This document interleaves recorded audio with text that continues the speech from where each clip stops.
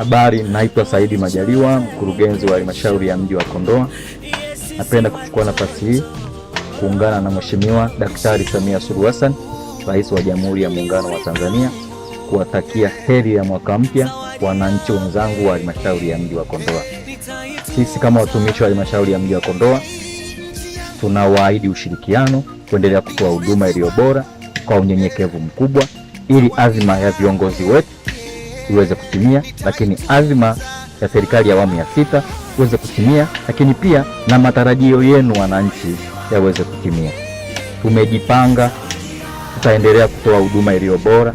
Halmashauri ya mji wa Kondoa tunashughulika na sekta mbalimbali, ikiwa ni sekta za afya, elimu, barabara, miundombinu, hata maji.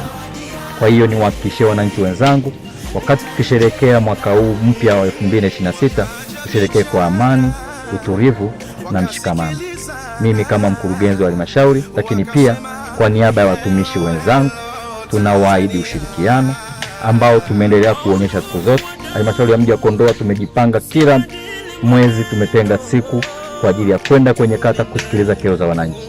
Niwaahidi tutaendelea kuwafuata popote mlipo, kuhakikisha changamoto zote ambazo zinawakabili wananchi wa halmashauri ya mji wa Kondoa zinapatiwa majawabu.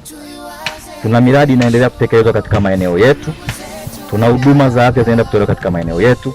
Tumeshaongea sisi kama watumishi, tumeshaongea sisi kama wataalamu kuendelea kuwahudumia kwa unyenyekevu mkubwa, ili Watanzania na wananchi wetu wa halmashauri ya Kondoa tuweze kuwa na mustakabali mzuri wa maisha yetu.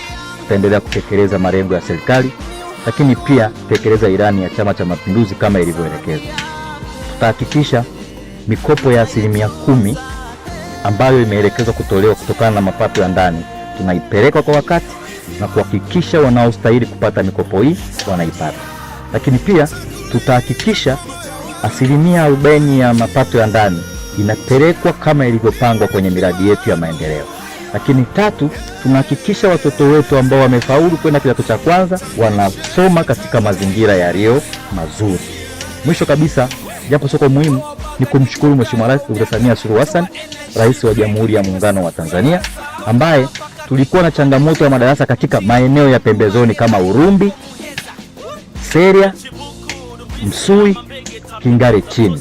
Pote ametupatia fedha. Miradi hii iko kwenye hatua ya ukamilishaji, na watoto wetu muda si mrefu wataanza kusoma katika maeneo yetu, na tutawaondolea adha ya kutembea umbali mrefu. Kama watu wa Urumbi walikuwa wanatembea zaidi ya kilomita 15 kuipata shule ya Chandimu, shule ya msingi. Halmashauri ya mji wa Kondoa tunasema tunasonga mbele kwa umoja. Niwatakie sikukuu njema, tufurahi kwa amani, mshikamano, lakini na utulivu. Mungu ibariki Tanzania, Mungu ibariki halmashauri yetu ya mji wa Kondoa.